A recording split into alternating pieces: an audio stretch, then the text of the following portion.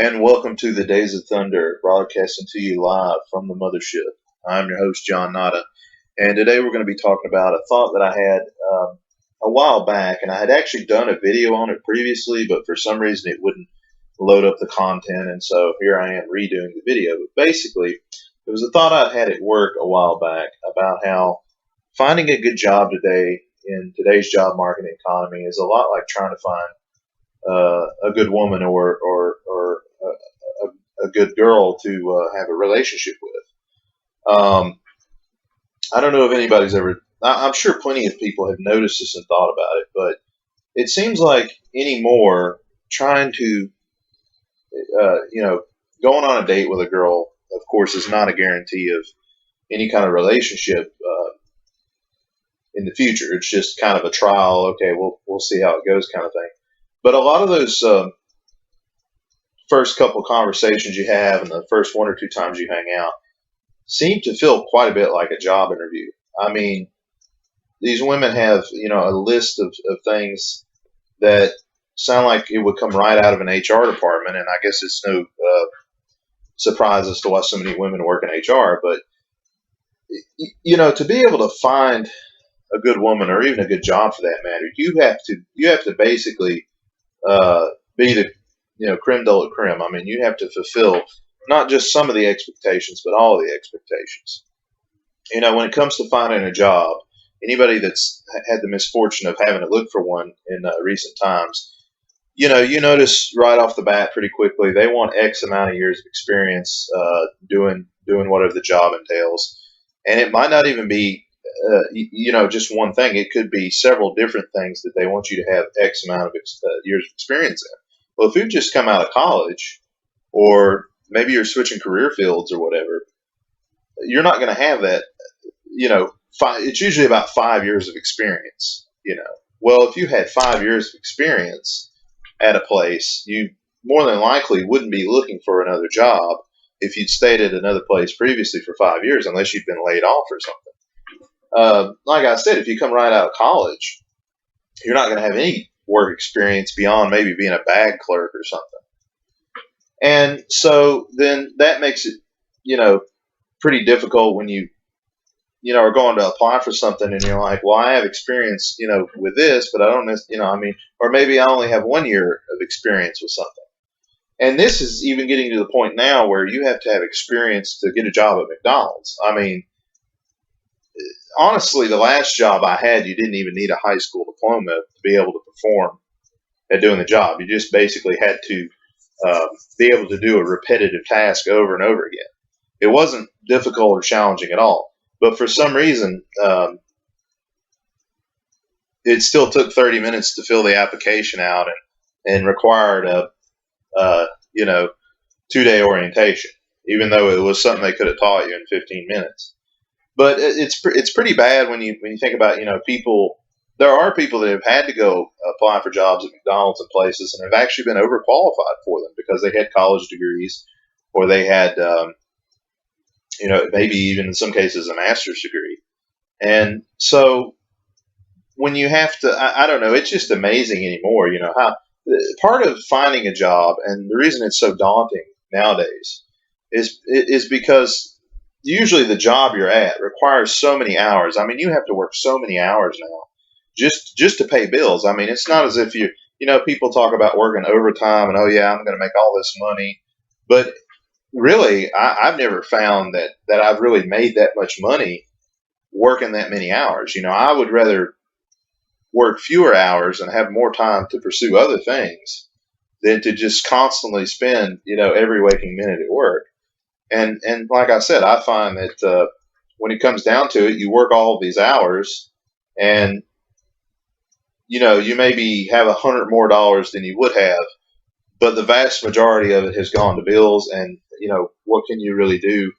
It's not as if you're getting rich off of all these hours. You're just still barely scraping by, and at that, you're not really getting ahead, and you're spending your entire life at work, and not really making any headway at all. And so, a lot of people just can't find the time or they can't find the energy to try to apply for somewhere else because it's so time consuming just to even apply for a job.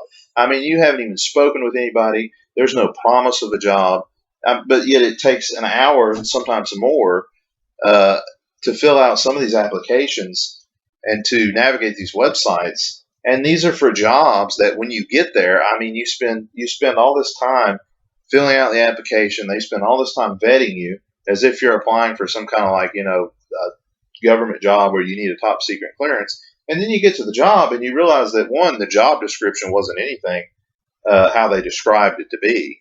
And two, you wonder why you had to spend an hour or 2 hours filling out an application when the job really didn't pay that much to begin with. Number one, and number two, really wasn't that complicated. It's like I said, it's ridiculous to have to spend that amount of time to fill out an application for a place like McDonald's or Home Depot or someplace like that.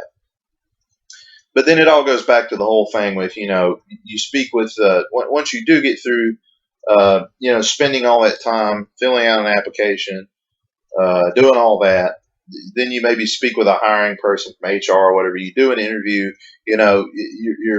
You're worried you might say the wrong thing or come off the wrong way.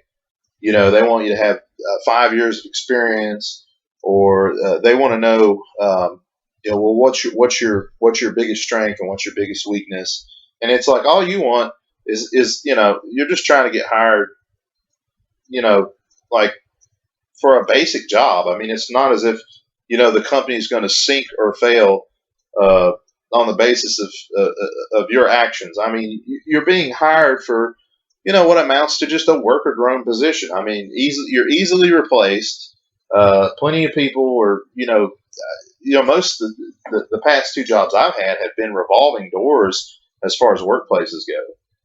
I mean, it's just been constantly in comes a group, out goes a group. In comes a group, out comes a group. The last place I worked at, they hired 400 people one month.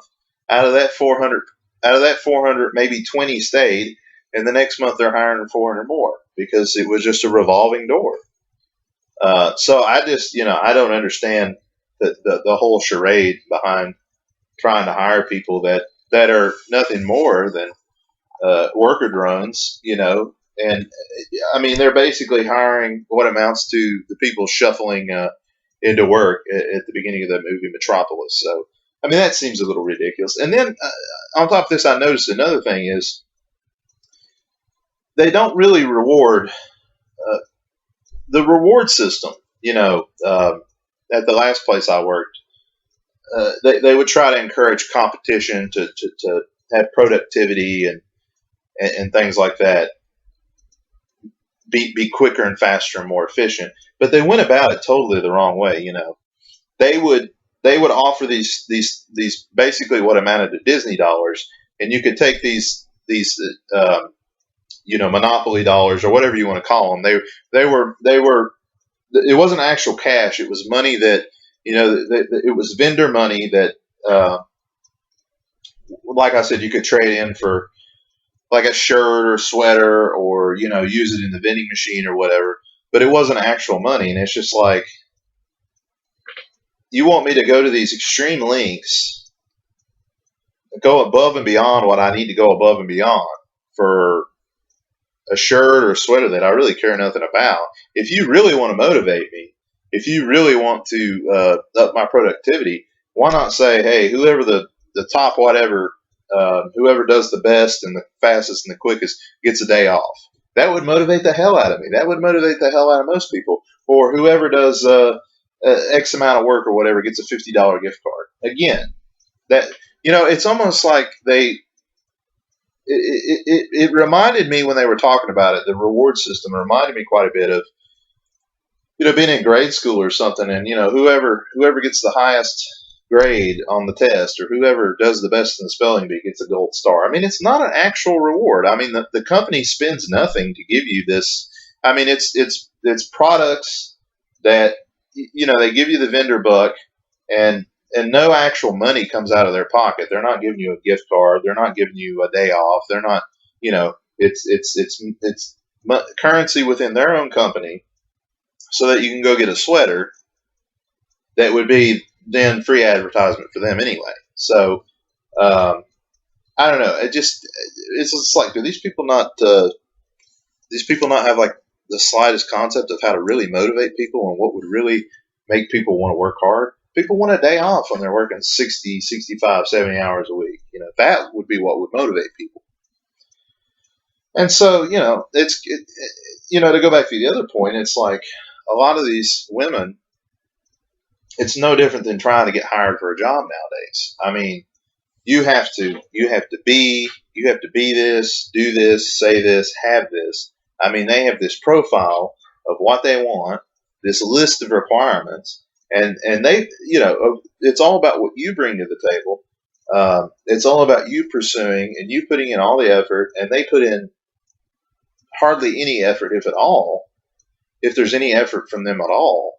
And they bring absolutely nothing to the table. You've got some girl that is overweight, not that intelligent, maybe has a kid, not even, not doing anything with their life, but yet they expect that they are entitled to a guy that has washboard abs and, makes $100,000 a year and has never been married, doesn't have any kids.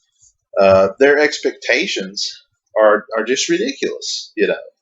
So, like I said, it's like you deal with it in the workplace and then you deal with it out of the workplace, because it's just constantly like, trying to live up to this person's measuring stick or standards or expectations when they themselves, uh, you know, have done nothing or aren't anything, or that they've really done anything all that great themselves. Another point is, I talked about the job descriptions, never the description of what the job is, and then when you go and do the job, it's never what they've described it to be. It always sounds so much better and so much more important than what it ends up being. And then you get there and you realize that the job was nothing how it was described to you. It's not even the same thing. It's not even the same, nowhere close to the words that were used. And on top of that, there's no hope of moving up or getting to another position into a position or job that you actually would like. So that's why I'm all for, if you have to lie on your resume, exaggerate things by all means, because you have to. And also for the simple fact that they're dishonest in their description.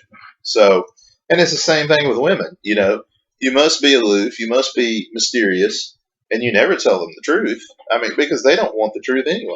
So it is funny. Again, it was just a thought I had one night at work. To get a decent job, all the hoops that you have to jump through. And then I thought, well, that's not that much different from women. I mean, look at how many hoops you have to jump through to get with a mediocre 5 or a mediocre 6. And it's only gotten worse as time has gone on. Used to be a lot easier to get with mediocre girls, but now they seem to have this entitlement complex as well. Just like it used to be easy to get a job at McDonald's or get kind of just a basic job out of high school or college, but now the supply and demand. Even those are not hard to come by, or even those are not as easy to come by as they once were. So anyway, that was just a thought I had, and I guess it's a frustration to some extent, but I just wondered if anybody else had ever noticed the correlation between the two, because I think I could say more about it, but I think I've made my point on it. But I mean, what are you going to do? All you can do is drive on and go on about life, and